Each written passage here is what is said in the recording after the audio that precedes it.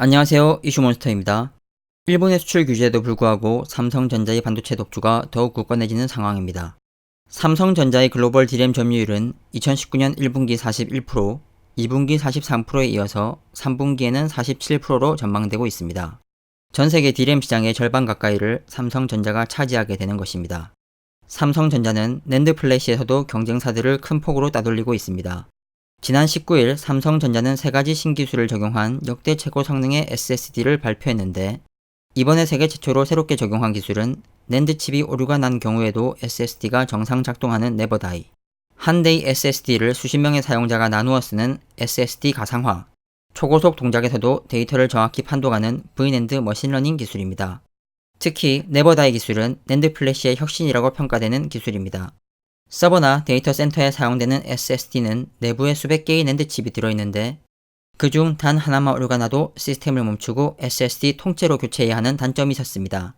하지만 네버다이 기술은 SSD 내부 개별 칩에 문제가 생기면 해당 데이터를 정상 칩에 재배치합니다. 따라서 낸드 칩 오류로 시스템을 멈출 필요가 없어지고 비상시를 대비한 데이터 백업 비용도 크게 절감될 것으로 보입니다. SSD 가상화 기술은 한 개의 SSD를 최대 64개의 작은 SSD로 나누어 사용할 수 있도록 하는 기술로, 클라우드 업체는 이 기술을 이용하여 더 많은 사용자에게 서비스를 제공할 수 있게 됩니다.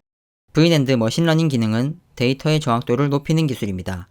초고속으로 작동하는 SSD에서는 데이터 전송이 불안정한 상황이 많은데, 이 기술을 바탕으로 데이터를 정확하게 이동시킬 수 있습니다. 삼성전자가 이렇게 꾸준한 발전을 하는 와중에 내년 전망도 밝아 보입니다.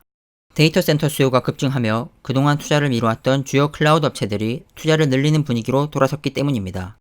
전세계 클라우드 서비스 1위 기업인 아마존 웹 서비스는 올해 2분기를 기점으로 향후 투자를 늘리겠다고 밝혔고, 디즈니 플러스, 애플 TV 플러스 등 인터넷 스트리밍 서비스 경쟁이 본격화되면서 데이터 센터 수요 증가는 더욱 증가할 것으로 보입니다.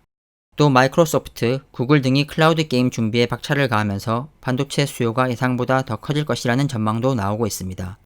이에 따라 업계에서는 2020년 서버용 D램 수요가 올해보다 50% 이상 증가할 것으로 예상하고 있어서 삼성전자는 초격차를 바탕으로 더욱 시장 점유율을 높일 것으로 보입니다. 상황이 이렇게 돌아가자 반도체 소재 수출 규제를 실시한 일본은 다급한 모양새입니다. 일본의 수출 규제 후 일본 반도체 소재 업체들은 큰 경영난을 겪고 있습니다. 게다가 삼성전자가 소재 국산화를 추진하고 중국 생산 설비 업체들의 대규모 인력을 출장 보내자 긴장한 모습이 뚜렷합니다. 일본 니케이 산업신문에서는 다행히도 삼성전자가 아직 일본산 부품을 사용해주고 있다라고 할 정도입니다. 글로벌 굴지의 기업으로 성장한 삼성전자의 일거수일투족에 일본 소재, 부품업계 전체의 시선이 집중되고 있습니다. 이상 이슈몬스터였습니다.